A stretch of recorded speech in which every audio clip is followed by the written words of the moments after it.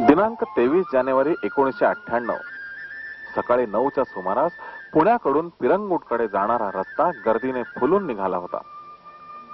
पिरंगुट हे पुण्यापासून 20 किलोमीटर अंतरावर असलेले लहानसे गाव, पण औद्योगिक दृष्ट्या नव्याने विकसित झालेले. या विकासामागे एक कर्तबगार व्यक्तिमत्व आहे. त्या व्यक्तीचे भाग्य आज उजळले आहे.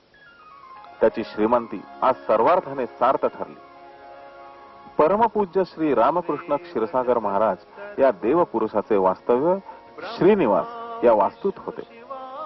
जेथे जेथे देवाचे वास्तव्य असते त्या स्थळाला तीर्थक्षेत्राचे महत्व प्राप्त होते. श्री सद्गुरूंच्या पुनीत वास्तव्याने हा भाग पवित्र झाला.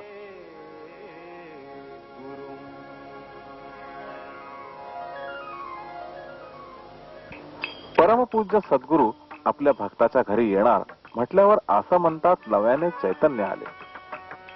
असं स्वागतम सद्गुरू त्वम नमामि. या भक्ताच्या घरी देव दिवाळीचा सणच जणू साजरा होऊ लागला. पुण्याचे व जवळपासचे भक्त धुक्यात हरवलेली वाट शोधित रोज पिरंगुटकडे प्रयाण करीत असत. कल्पना करता येणार नाही अशी भक्तांची गर्दी होऊ लागली. दर्शनाच्या रांगा लागायला लागल्या. पवित्र आशीर्वादाने स्वतःला जो तो धन्य मानू लागला. पिरंगुटची पंढरी झाली. श्री दिलीप पाटील या श्री सद्गुरूंच्या भक्ताने या आसमंताला आपल्या कर्तृत्वाने उजळून टाकले, तर देवाच्या आशीर्वादाने त्या कर्तृत्वाला कोंदण बसवले. आलेल्या दर्शनार्थींना आनंद प्राप्त व्हावा, त्यांची योग्य अशी व्यवस्था व्हावी याकडे जातीने लक्ष दिले जात होते. सगळ्यांच्या चेहऱ्यावर आनंद झळकत होता.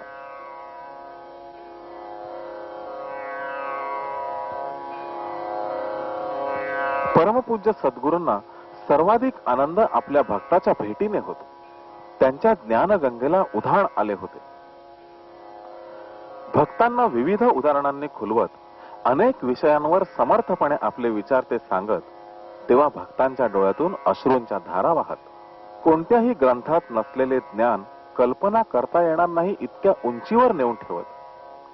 भागवत धर्म, गीता, मानवी शरीर, उपासना, सूर्य चंद्र, विज्ञानाची सांगड, रसायनशास्त्र सुद्धा मानवी शरीराच्या मृत्यूनंतर आवश्यक कसे, त्याचे मातीशी नाते, वैदिक धर्म, निष्ठा, देवाची कृपा इत्यादी अनाकलनीय गोष्टी श्री सद्गुरूंच्या मुखातून ऐकताना खऱ्या अर्थाने कानाचे भाग्य उजळले. कित्येक लोकांनी शिकवले, तुम्ही ह्या मार्गाने जाऊन कुठे दुःख उत्पन्न करेल ते सगळं असतात. हे धरून टिकून धरून ठेवायचं. कुठं ड्रेस मागणं करायचं, कुठे ऐकणं करायचं, जाऊन घेतो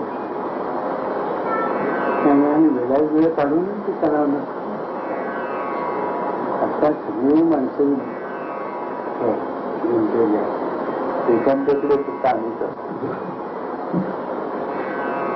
तुमच्यामध्ये गुंतवणी असतात, बरोबर आठवण काढतात. आमचे बरेच दिवस मला दिसलेच नाही. दुसरं त्याच्यावर माझं काही आहे, आठवण येते.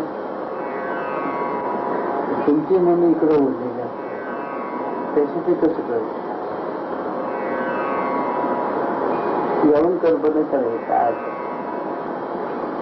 काहीही समजेल. पुष्कळ नाना प्रकारचे लोक पाहिजे. काही मला सोडून गेलेले,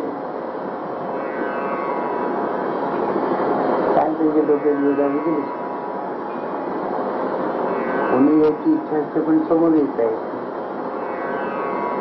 करून तर बसते. ते आड पडले मग कोणाकडनं चौकशी माझी कधी आठवण काढतात. त्यामुळे तू मला सोडून गेली, तुझी आठवण काढायची काय करायला कुठे झाले थोडं जायचं नाही. आपण जायचं काय जागायचं जायचं. हे आपण शिकलो, ते करून फार मोठा आधार दिला. श्री सद्गुरूंच्या वास्तव्याने प्राणी, पक्षी, वृक्ष, वेली यांना नवीन झळाळी आली.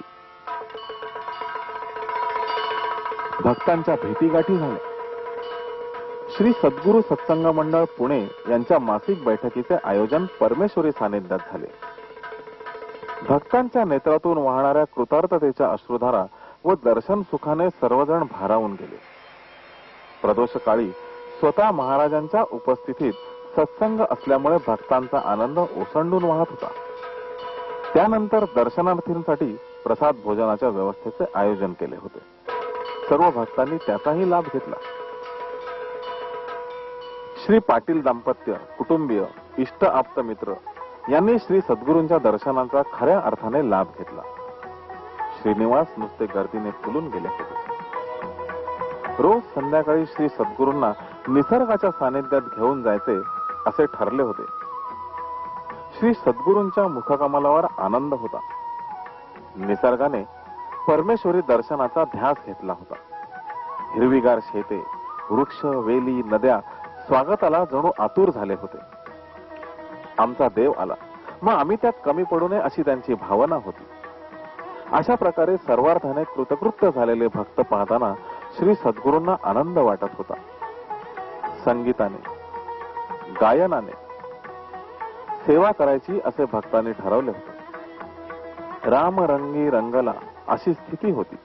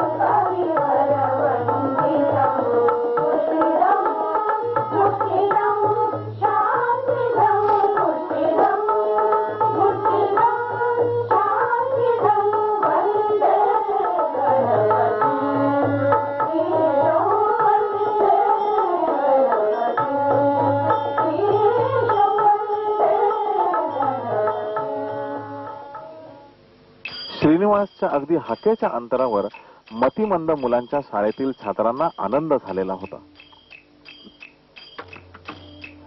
देवबाप्पाच्या दर्शनाने या लेकरांचे कधीही मोजता येणार नाही असे भाग्य उजळले. अहो भाग्यम, जीवनामध्ये देव पाहिला का? हो, खऱ्या रामकृष्णाची जीवाशिवाची गाठ येथे झाली.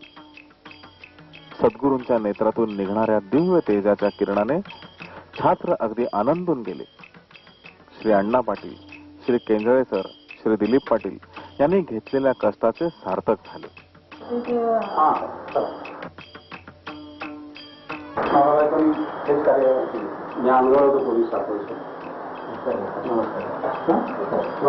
शिक्षक होते शाळेतले, त्यांनी ते सोडून दिलं आणि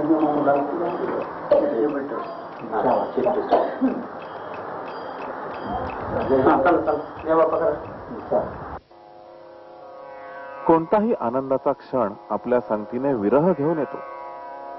प्रस्थानाची वेळ जवळ आली. डोळ्यातून अश्रुधारा वाहू लागल्या.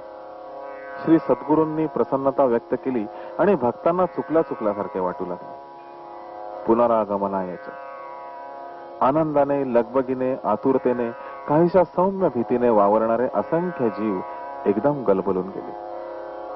देवा, पुन्हा केव्हा येणार? मी निश्चित 8-10 दिवसांसाठी पुन्हा येत राहील. देवाची कृपा प्राप्त झालेले श्री दिलीप पाटील व त्यांचे कुटुंबीय, मित्रपरिवार सर्वांनाच एक प्रकारची देव दिवाळीची आठवण झाली. हो, देव पुन्हा येतील. ममात्मा श्री